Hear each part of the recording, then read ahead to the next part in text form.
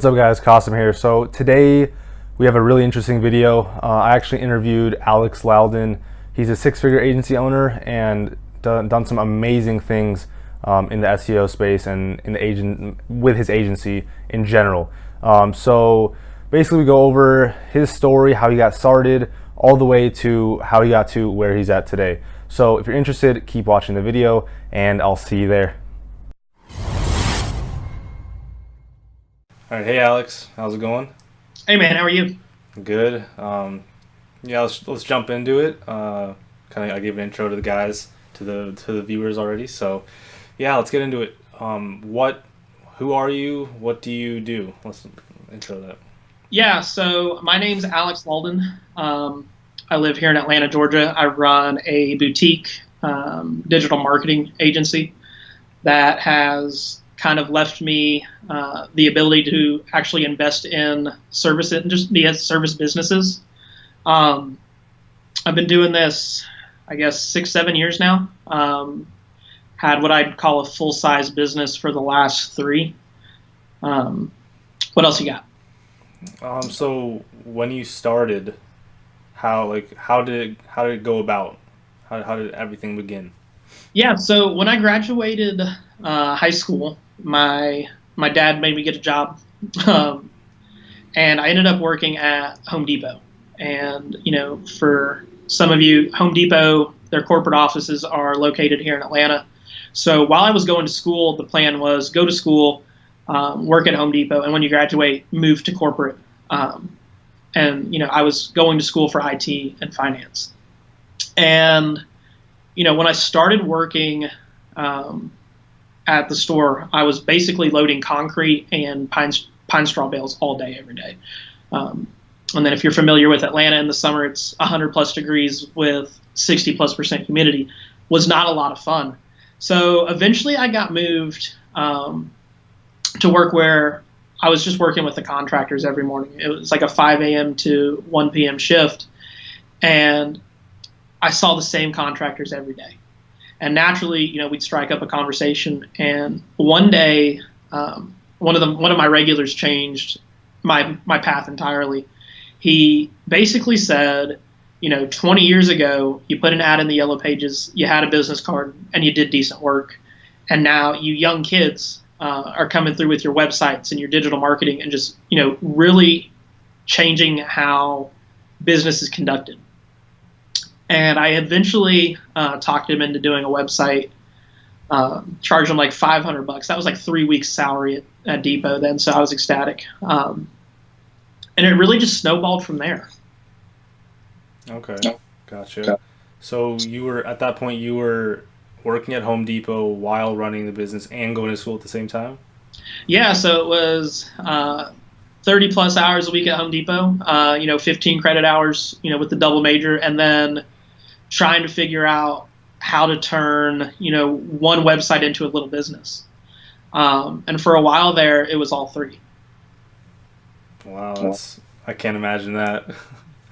That's yeah. crazy. Yeah. So, in the digital marketing realm, I know a lot of people are entering it because you can make really good money. You can charge $250 an hour. You can generate 20, 30K a month in revenue if you want. But that brings its own challenges. So for me, there was a carrot put in front of me. And it was, how quickly can I get out of Home Depot? How many clients can I take on? And that carrot was, great because you start generating some cash, but you're not doing anything really well. So the business model and the business processes have holes in it. So you can't scale it. You're not doing school really great because who needs school when you're making as much money as all your friends who've graduated school? And then Home Depot's still there with that $13 an hour paycheck. Mm-hmm. So as things progressed, I did all 3 for about a year, and then I let Home Depot go. And that's when I really started working on turning this into a real business and not a hobby. Okay, so speaking on that, turning it into a real business, what were the first big hurdles you had to kind of jump over? So I think my first big hurdle was really who I'd work with. you get this idea, okay, I can charge this guy $400 a month, $500 a month, whatever, super cheap idea you've got in your head. And the kind of clients that you take on, are not your ideal client. They actually end up being the biggest thorns in your side. And so I remember I was at, I don't know, probably $2,000 a month in recurring revenue through 2 clients. And I really just needed $500 more to really tip me over and make it where I felt like I could leave Home Depot. And I ended up taking on a client that, if he were to call today, I'd send him straight to voicemail. Terrible. He did terrible work. He was a pain to deal with. And I got to this point where, I was driving home one night and I was like, he'd asked me to bury this 1-star review.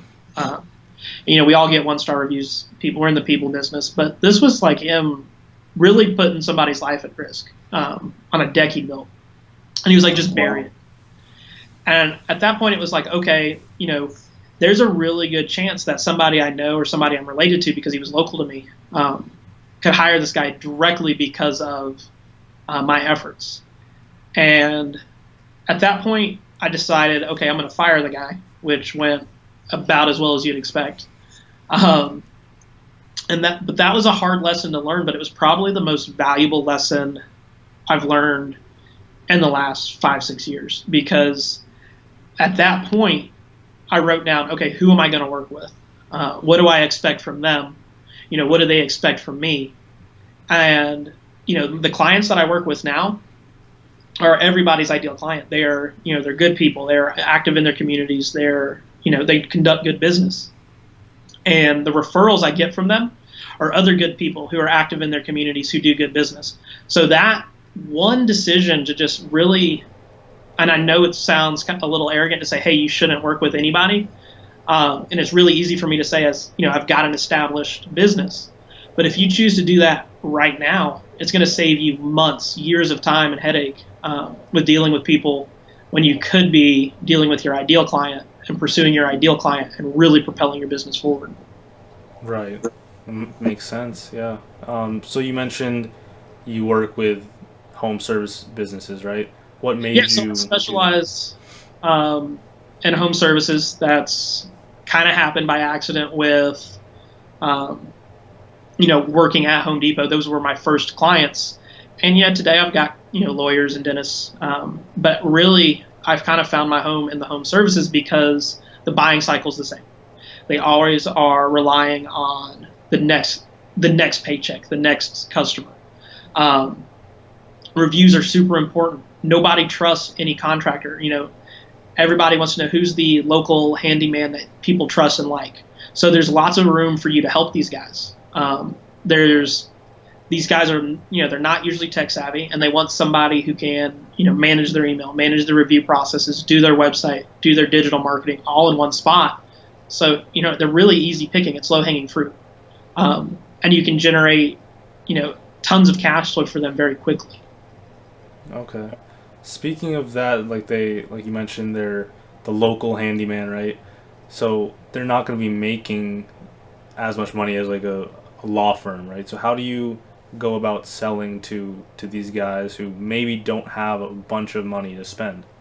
So if you're just starting out, yeah, they don't have as much money as the local law firm does. But if I'm the local law firm, why am I giving you $3,000 a month? Right? What do you have propping you up?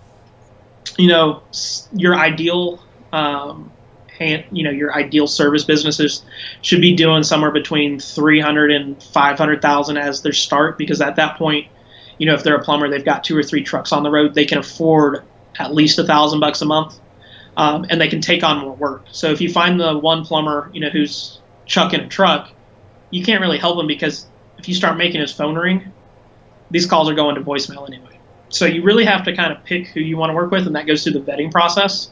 But there's a ton of room to help those businesses that are on the cusp of $1 million or trying to get to $1 million, where, just with a little bit of good on-page SEO and just a little bit of marketing, you can take them there.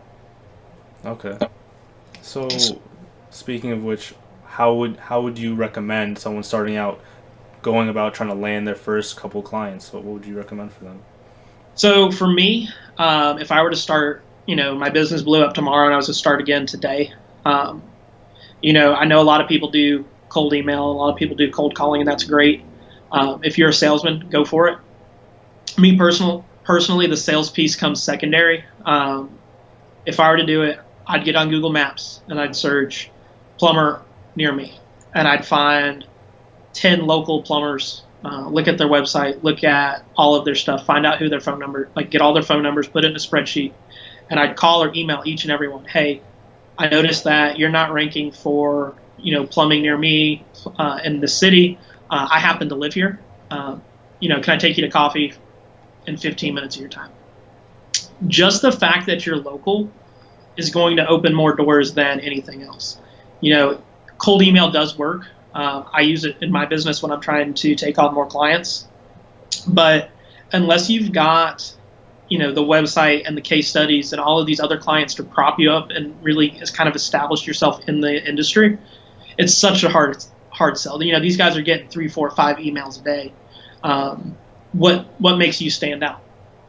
Whereas the guy you meet with, being local, sitting down face to face, is going to separate you from 99% of everybody. And then you can ask for local referrals. So, if I were to start it today, I'd pick 5 plumbers that are local, 5 electricians that are local, 5 carpet installers that are local. And I'd build geo-local properties that I could utilize for all of my clients. And then I'd ask for referrals for each one in that city because everybody knows somebody. And I'd build, 10, 15 clients locally at $1,000 personally, I wouldn't start with anything less than $1,000 a month. I don't know what you advise. Yeah, 1,000 is good. But within that, there's enough. At that point, there's enough meat on the bone for you to white label what you need to white label, and at least cover your expenses. And I would just keep reaching out, and then I would go set up shop in the next city, and I'd charge for the same set of services. I'd say, hey, look what I did here. I'm going to charge $1,500 a month, and then at that point, you've got 5, 10 clients that are, that support you. Set up in the next city and say, look, for every person you refer me, I'm going to take 10% off your retainer. So if the next guy is $1,000 a month, I'm going to take $100 off yours, and I'll eventually do your SEO for free. Really incentivize the referrals because these people are, we've already vetted them. We've already established who our ideal client is. So if we've taken on our ideal client, why not encourage them to refer their friends? And if you're doing good work for them, why shouldn't they refer you? I've taken that approach. My local business is probably 80%. And then the clients that I date that aren't local are big clients that, they're paying for my time. Okay. That's solid. I think great advice for any beginner. Definitely should take that. So I think that's pretty much everything I wanted to cover, but do you have anything else you want to add? Any advice to someone starting out? Anything at all? Starting out, it's rough. And I see the carrot being in front of you. But sit down, what are your goals? Who is your ideal client? There's a ton of exercises you can do. For me, I threw it up on a whiteboard. My client is trying to do this, this, and this. Here's what they're passionate about. Here's what they're trying to do. And, by doing that, my retention rate, I've done that other video about keeping clients once you've got them. My retention rate's 95%.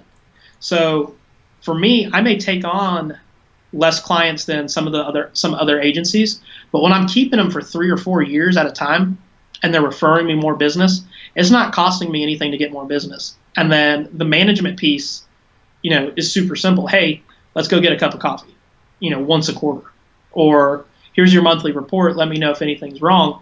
So I'm not always spending time trying to get that next client because I know they're going to fall off in 3 months, right? No, they're along for 3, 4 years. I've taken customers from, my mold company that I'm working with did $22,000 their first year. They'll do $1.5 million, and we're franchising right now. So you've got an opportunity to build your clients as you build your business, and I think you should take that to heart. Wow. Couldn't have said it better myself. Awesome. It's been a pleasure.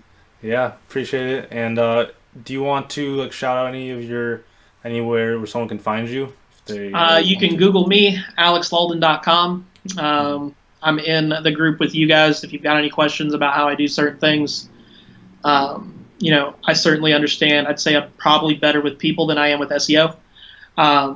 Be happy to answer any questions you've got as far as client acquisition, client retention. That's going to be your big one in the first, getting off the ground. Can you keep them? If you can keep them 90 days or longer, you're going to keep them for a year. So make sure you're holding their hands that 90 days, and I can give you all kinds of tools to do that. Awesome. All right. Appreciate it, Alex. Not a problem. All right, guys. So that's it for the video. I hope you got some value from it and learned something new. If you want to see more of these videos, leave a comment so I know that you enjoyed it and I know to interview more successful agency owners. So make sure to leave a like as well if you enjoyed it, and subscribe as well. Lastly, join the Facebook group if you're not in there already, guys. So much valuable information in there every single day, and it's just a shame if you can't see it. So join that, and with that being said, I'll see you in the next video.